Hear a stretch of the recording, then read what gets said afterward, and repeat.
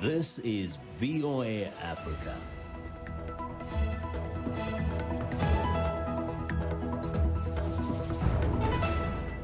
Hello, I'm Esther Githui-Ewart. It's Wednesday, July 1st. This is Africa 54.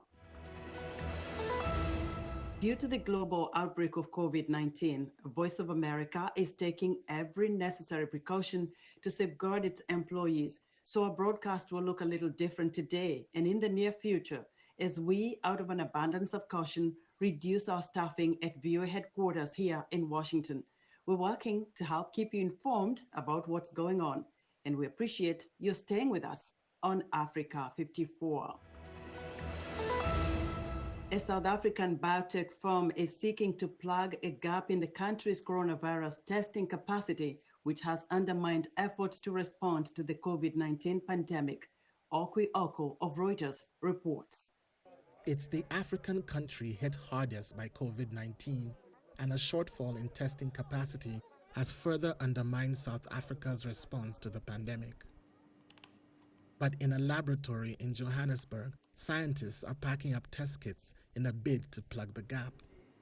Cape Biotechnologies, led by Chief Executive Daniel Ndima, says it plans to roll out up to 5,000 test kits per day from the end of July. We knew that South Africa and the entire continent basically relies heavily on imports, and we knew that because of the pandemic, our country will struggle to get the test kits. So we said to ourselves that we need to stop doing what we were doing and just work on COVID-19. The WHO has warned that a shortage of test kits is a challenge for the continent, and in South Africa, the situation is exacerbated by a weak rand. That's meant spending more on imports, further straining an already stretched budget. With 100,000 confirmed cases already, the government is expecting an escalation ahead of an anticipated peak towards the end of the summer, especially in crowded townships. As of the end of May, there was a backlog of over 96,000 unprocessed specimens awaiting testing, according to the Health Ministry. But at 5,000 kits a day, Cape Bio, which was spun out of the Council for Scientific and Industrial Research in 2018, could meet approximately a tenth of South Africa's current daily testing rate. We are able to achieve results faster. Ndima also says Cape Bio's test kits produce results quicker than those being imported, within 2 hours compared to 4 to 5 hours. He added that Cape Bio, with a team of 11, will supply the kits to the government, but is also seeing demand from other companies globally. That was Okwi Oko of Reuters reporting. As part of measures to curb the spread of COVID-19, a Ugandan innovator has come up with a plastic shield for motorcycles to protect both driver and passenger. The shield is seen as not just reducing body contact, which could spread the virus, but also added security for motorcycle taxi drivers. Halima Thumani reports from Kampala. Uganda has hundreds of thousands of motorcycles on its roads, and the majority of them work as taxis, known as border boarders. But with the COVID-19 pandemic, since April, the government has banned motorcycle taxis because of the close proximity between the driver and passenger. To solve that problem, Dixon Journey created a plastic shield to mount between them. We believe the shield is entirely going to protect the passenger from getting contaminations on the road in the process of moving. Number two, he will not get direct contact with the rider. 4 months into Uganda's lockdown, border drivers allowed only to deliver goods are struggling to make a living. Drivers are urging authorities to let them take passengers if they use the shield. This shield, we all as boda riders should use it because I see there's a distance. If I'm seated here and the passenger is at the back, I don't see how we're going to get infected by COVID-19. Uganda's Ministry of Works and Transport says they are investigating the effectiveness of the shield.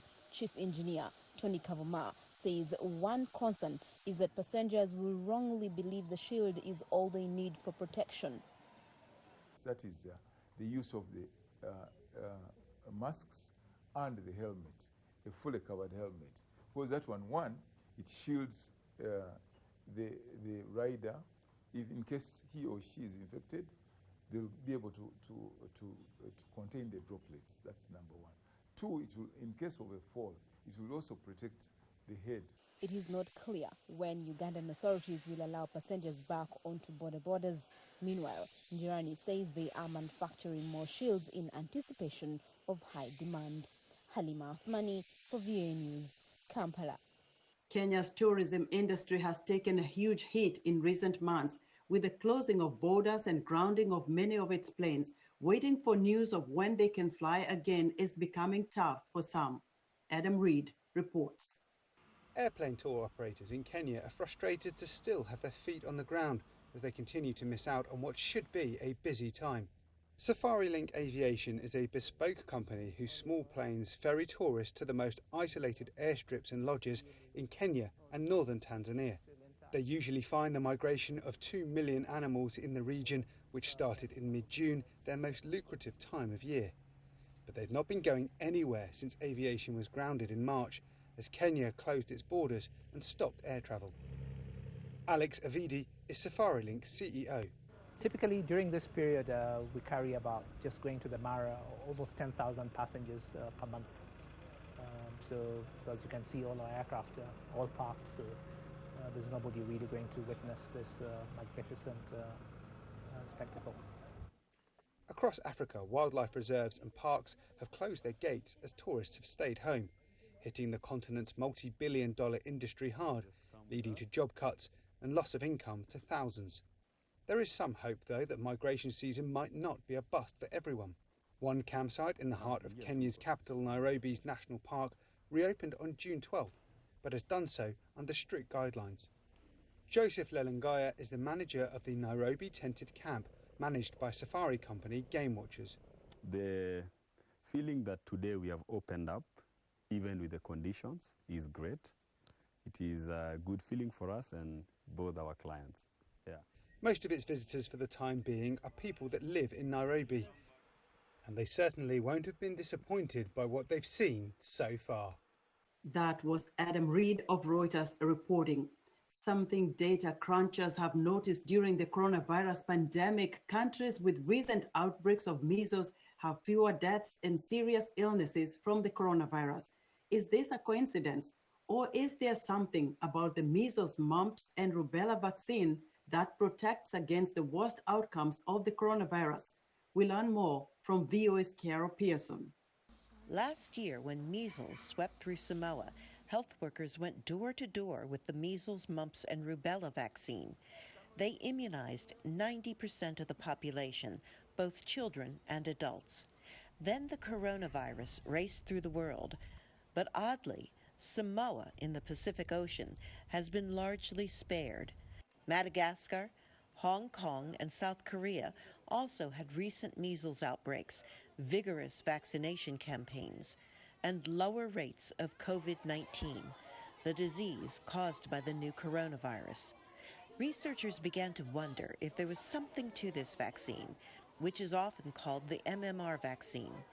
Jeff Gold of World Organization ran the numbers. There's a clear correlation between the MMR, measles, mumps, rubella vaccination, and populations who have greater immunity from COVID-19. Then Gold looked at countries with low vaccination rates for measles and found the opposite. Italy was one of the least vaccinated with MMR in 2002 with under 80%. Then came the United Kingdom, then came France, then came the United States, and then below that, Germany. Gold's data shows that where the MMR vaccine was given to adults, they were far less vulnerable to the coronavirus than their counterparts in other countries. A study at the University of Cambridge showed that it was the rubella portion of the MMR vaccine that seemed to confer immunity. Scientists in several countries are researching this theory. A study of Syrian child refugees at one of the camps in Turkey showed that they were 6 times less likely to be hospitalized with COVID-19 than Turkish citizens. Turkish researcher Dr. Ramazan Okyay says larger studies are needed. What needs to be done is a study with people who had MMR vaccines, other than children like migrants, soldiers, travelers, and compare them to a similar adult group who didn't have MMR. Dr. Anthony Fauci, the leading infectious disease expert in the U.S., says anything people can do to improve their health and protect themselves against a disease is worth doing, especially during a pandemic. There is the theory that if you vaccinate someone with a potent vaccine against, let's say, measles, that in fact that would give you protection that also protects you against coronavirus. That is a theory that hasn't been definitively proven. The researchers hope their studies can prove it. If true, the measles, mumps, and rubella vaccine could be widely used around the world without further trials because it is safe and readily available. The hope is that it could protect us until there's a vaccine against COVID-19. Carol Pearson, VOA News, Washington. People who get most of their news from social media sites like Facebook and YouTube are much more likely to believe conspiracy theories about the coronavirus pandemic and are more likely to break lockdown rules, according to new research. Henry Ridgwell reports from London.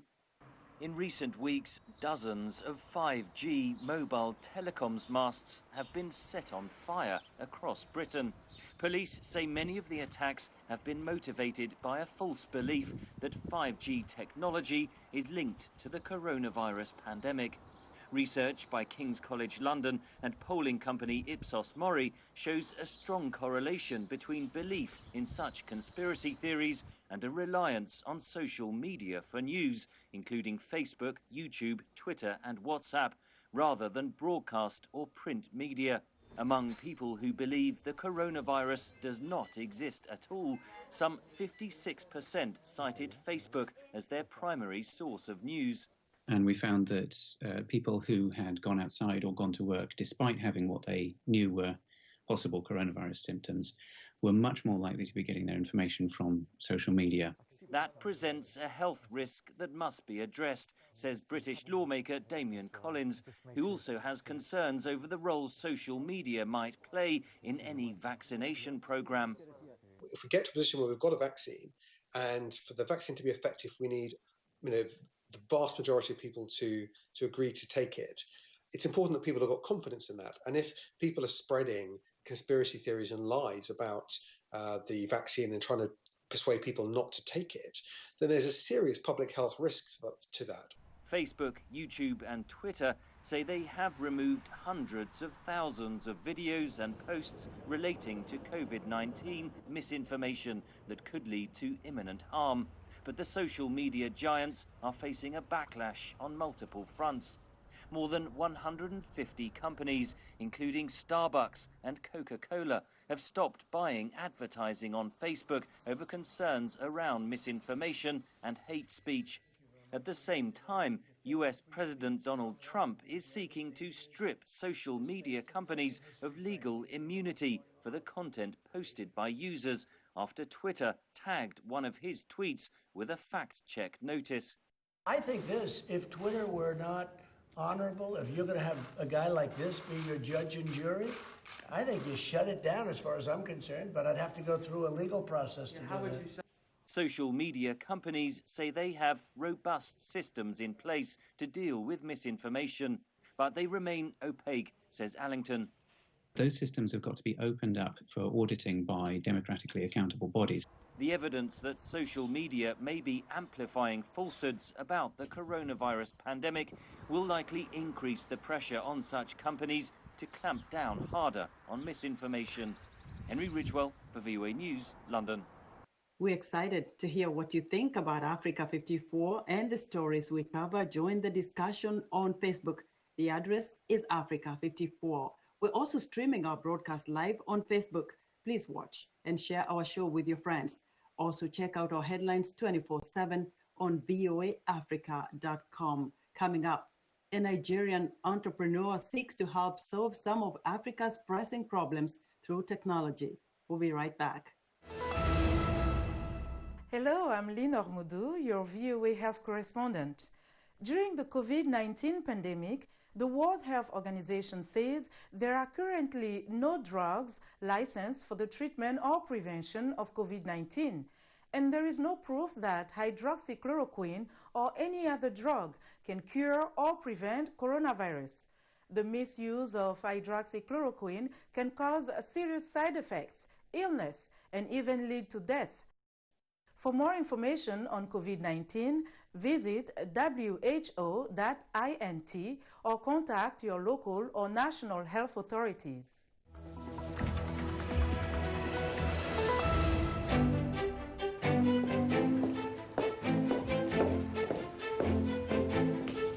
Being part of Our Voices is about more than just sitting here and talking about women's issues.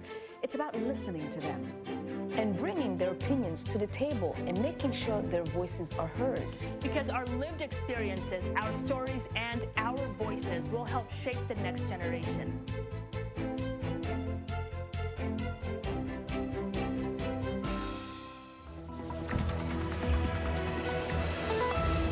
Welcome back to Africa 54. Last week, the U.S. House of Representatives passed a police reform bill that was sponsored by Congresswoman Karen Bass, named after George Floyd, the African-American man who died in police custody in Minnesota.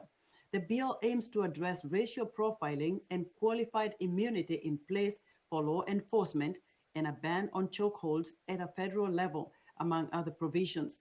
In part 2 of a one-on-one interview with VOA Salem Solomon, Congresswoman Bass discusses why the bill is important to make lasting changes in law enforcement in the U.S.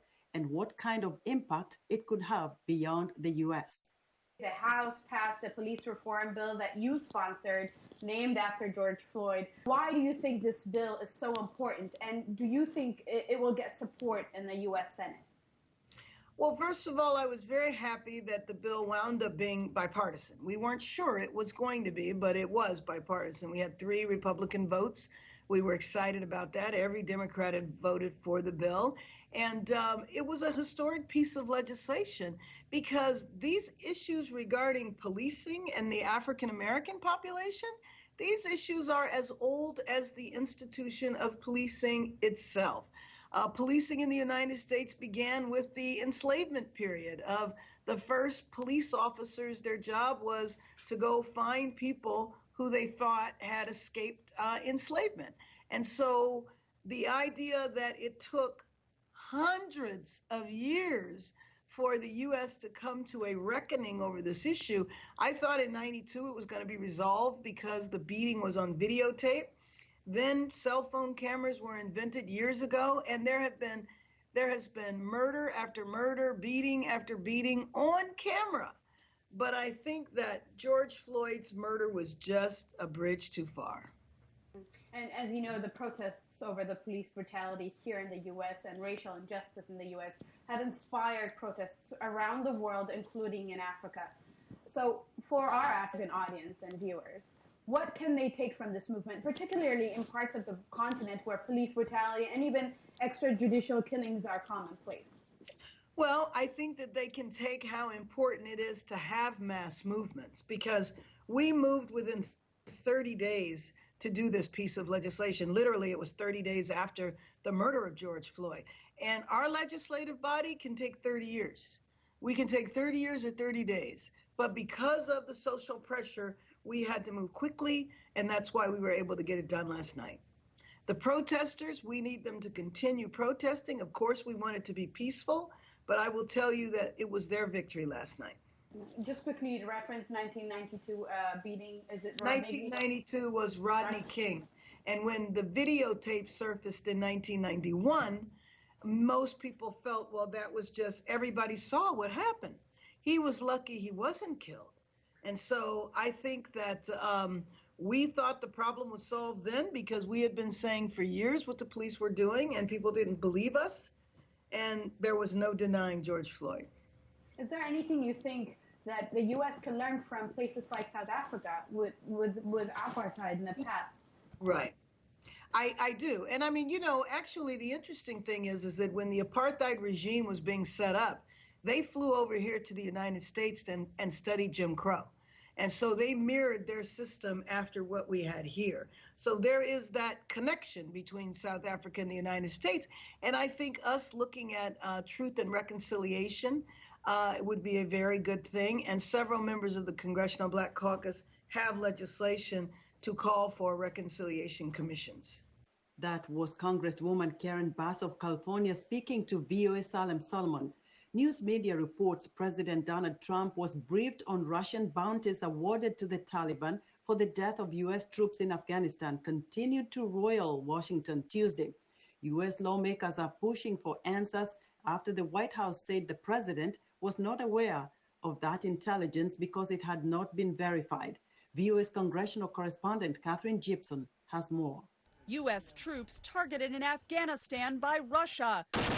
That New York Times reporting still unsettling lawmakers on both sides of the aisle. At issue, was the intelligence verified, and did President Trump see it? The president was never briefed on this. This intelligence still has not been verified, and there's no consensus among the intelligence community. A handful of Senate Republicans briefed on that intelligence Tuesday also cast doubts on those news media reports. You know, the evidence that I have seen and have heard shows no corroboration between what was posted in the New York Times article. So that is very concerning. But new reporting asserts President Trump did receive a briefing on that intelligence earlier this year. Democrats coming out of their own White House briefing Tuesday said they were concerned. Nothing in the briefing that we have just received led me to believe it is a hoax. There may be different judgments as to the level of credibility, but there was no assertion that the information we had was a hoax. Trump's relationship with Putin has always been a major concern for Democrats. They pointed out the president should have been made aware of such a serious security threat. But you don't deprive the president of information he needs to keep the troops safe because you don't have it signed, sealed, and delivered. I would certainly put this in the category that if you're going to be on the phone with Vladimir Putin, this is something you ought to know. Russia has denied reports of the bounties. Republicans casting doubt on that assertion, even while saying the intelligence was not verified. But would I be surprised if the Russians were doing something like this? Absolutely not. They are trying to create a problem for us everywhere. They particularly want us out of Syria and out of Afghanistan. The White House alleges the New York Times report endangered national security, but Democrats have called on the president to take responsibility for the safety of U.S. troops. Instead of dithering about what he knew, what he didn't know, he should be talking. He should have a plan. What are we doing? And above all, go after Putin. Top congressional leaders and the heads of the Senate and House Intelligence Committees will have the opportunity to ask more questions Wednesday when they will head to the White House for a briefing. Catherine Gibson, VOA News, Washington.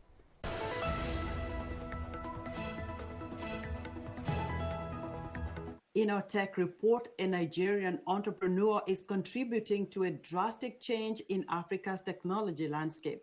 His ability to start multi-million-dollar tech companies, create jobs, and solve the continent's pressing challenges is going very well.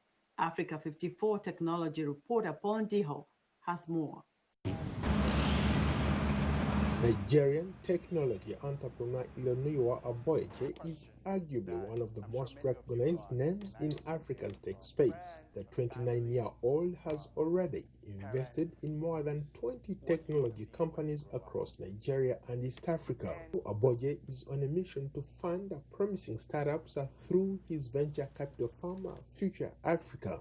The company is a people-powered innovation fund that provides capital, coaching, and community-driven innovators that turn Africa's most significant challenges into business opportunities. Spent the last couple of years building startups, some of which most people know, like Andela and Flutterwave. Now I angel invest in businesses. His goal is to create new and more sustainable funding sources for Nigeria's tech ecosystem. Future Africa comprises of diaspora-based Nigerians looking to tap into tech opportunities back home. What I really love about the kind of startups that we enjoy working with is that they're solving some of Africa's biggest challenges, and they're turning those solutions into global business opportunities. Investment in Nigerian startups has soared over the last 5 years, making Lagos the most valuable technology hub in Africa. But I also think another kind of more business reason why Nigeria is an interesting country is that, in terms of Africa, Nigeria is a critical factor. It's the largest economy in Africa, has the largest population in Africa. Is a very diverse market, contrary to what most people think. I mean, even within Lagos, you can find 5 different markets. And so understanding this place and conquering this place really is not just a gateway to riches, but it really could provide people with a playbook for scaling across the continent. But the financial support is being dominated by funds from Silicon Valley, London, China, or elsewhere, rather than from local investors or high net worth individuals. When we started Andela, we knew that there was a huge unemployment gap. The education that young people were receiving at the time was not going to give them the ability to be able to engage with global jobs, like in development and into design. And so we had to create this program that basically educated them in what I would call new economy skills and enabled them to participate in the global economy. And today that business is very much a pioneer in the remote job space and has really triggered kind of a flood of remote engineers, designers, writers from Nigeria in particular and across Africa more generally. Aboyeje has hosted several tech giants in Nigeria, including Mark Zuckerberg, founder and CEO of Facebook, and Jack Dorsey, co-founder and CEO of Twitter. Both men are invested heavily in the Nigerian market, having co-founded Andela and Flutterwave. The companies have received a combined total of more than $235 million in funding. Gene54, a genomics research firm that Aboyeje has invested in, has raised over $15 million for a man whose dream is to change Africa's technology scene. The sky is the limit. Paul Ndiho, VOA News. And that's our show for today. Be sure to watch Africa 54 on our website at voaafrica.com. From all of us here in Washington, thank you for watching.